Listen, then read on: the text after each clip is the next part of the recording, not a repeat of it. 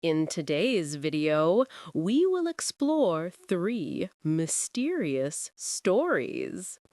First, the vanishing circus tent. Second, the whispering mine.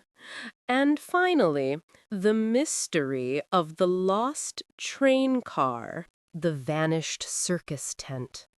In the autumn of 1912, in the quiet northern town of Weatherby, a wave of excitement filled the air. The townspeople were preparing for the arrival of a traveling show, the Crescent Brothers Circus. A grand red and white striped tent was raised just outside town. The posters promised wonders. Lion tamers, acrobats, clowns, and dancers from around the world. It was the biggest thing to ever happen in Weatherby. But what began as a night of joy would end as one of England's most chilling mysteries. On the evening of October 5th, 1912, families filled the tent. Children held sugar candy. The smell of sawdust and oil lamps filled the air. The show began at 8 p.m. Laughter, applause, music. Everything seemed perfect. But by morning, the entire circus had vanished. The field where the tent stood was empty. No carts, no wagons, not even wheel tracks in the mud. It was as if the circus had never been there at all. At first, townsfolk thought it was a prank, a publicity stunt maybe. But days passed, and no trace of the Crescent Brothers was found. Nearby towns reported no such circus arriving. No police records, no licenses, no existence on paper. Then came a darker discovery. Over 200 people who had attended the show that night had also vanished.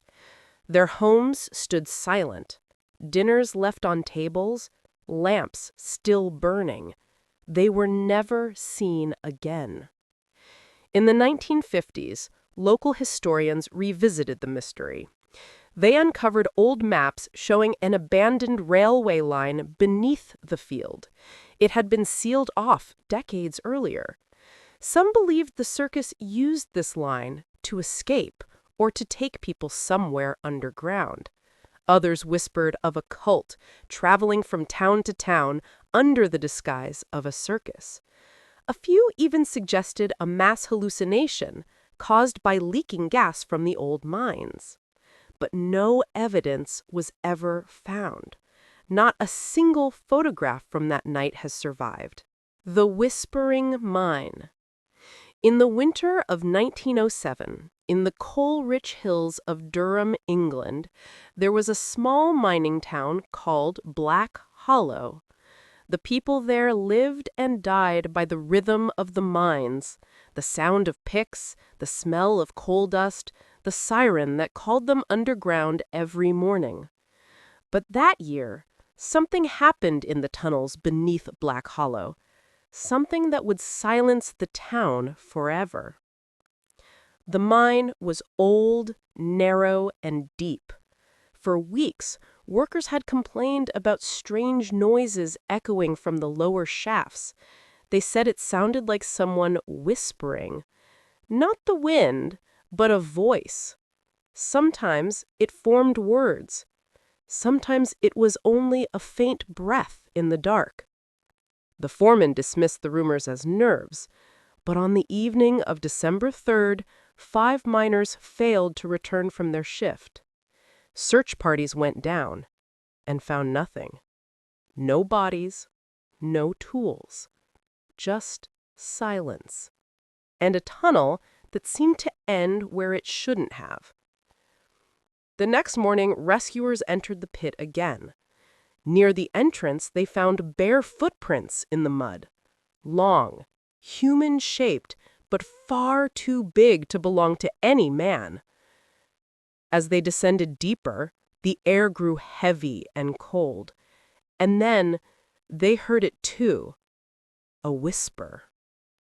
At first, it was only a draft, a sigh through the tunnels. Then the words became clear. "Don't go! Don't go! The men panicked. Some dropped their lamps and ran.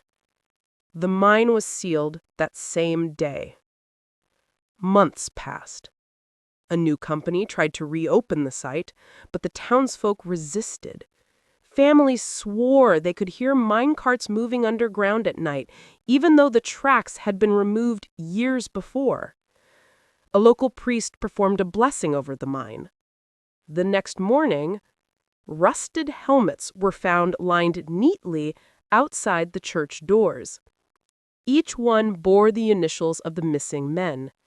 It looked ancient, yet freshly placed. In 1952, a geological team surveying the area accidentally uncovered the entrance again. Curiosity led them down the sealed shaft. About 100 meters in, they reached a collapsed tunnel, its walls covered in deep scratches, like claw marks. But the marks weren't made by tools. They looked human. The trail ended at a smooth stone wall. Beyond it, they said, came a faint sound. Not wind, not water, but a voice. The lead researcher ordered the dig to stop immediately. His report was filed under a confidential tag, the Black Hollow Incident. That document still rests in the British archives, sealed, unreleased. Now nothing remains of Black Hollow. The homes have fallen, the mine is buried under wild grass and stone. But campers who wander too close to the site claim that when the wind stops, the ground begins to whisper. Some say it murmurs, "Help us." Others hear, "Don't come back." The town may be gone, but something beneath the soil is still speaking. And after more than a century, no one dares to answer. The whispering mine remains one of England's darkest and most unsettling mysteries. The lost train car secret. In the spring of 1928, a freight train left the Yorkshire Rail Depot carrying 10 cargo cars. It was an ordinary transport: coal, timber, machinery parts. Nothing unusual. But when the train reached its destination, only 9 cars were attached. The 10th had vanished somewhere between 2 stations. At first, the railway office blamed a counting error. But when they traced the logs, they found something far stranger. The train's path was short, from Wetherby Junction to Darlington, a distance of less than 60 kilometers. It was a well-traveled route, open country, no tunnels long enough for a car to be lost. Yet in the middle of the night, at precisely 2:17 a.m., the signalman at Station 4 logged a strange note. All cars passed, but the last one seemed to fade in the fog. He described the car as flickering, as if a lantern light behind it were dying out. When the next station checked, the final car was gone, the coupler clean, unbroken, the chain still locked, a perfect separation. Rail inspectors scoured the tracks for weeks. They found no derailment, no debris, not a single bolt. But what they did find was unsettling. Sections of the rail near Blackmore Woods showed burn marks, smooth and circular, as though something extremely hot had touched the metal and vanished. Villagers nearby claimed they heard a deep humming noise that night. Some said the ground trembled. Others swore they saw a faint glow drifting over the forest, a light the color of cold steel. But the reports were dismissed. The railway declared the car lost in transit and quietly erased the incident from its public records. 2 decades later, in 1930, a railway worker in Newcastle filed a maintenance report. An old freight car covered in rust and ash had appeared on a disused siding at dawn. No engine, no crew, no number on the plate.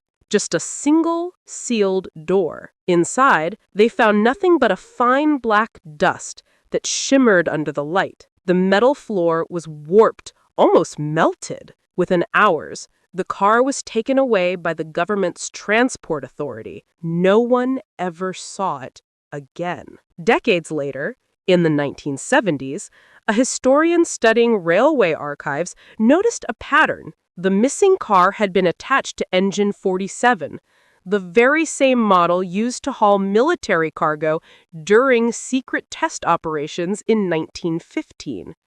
Several of those trains had also disappeared briefly, only to reappear miles away, off their original routes. What exactly was in those cars remains unknown. The manifest from 1928 lists the cargo as machinery components, but one line, partially erased, reads, experimental conductor.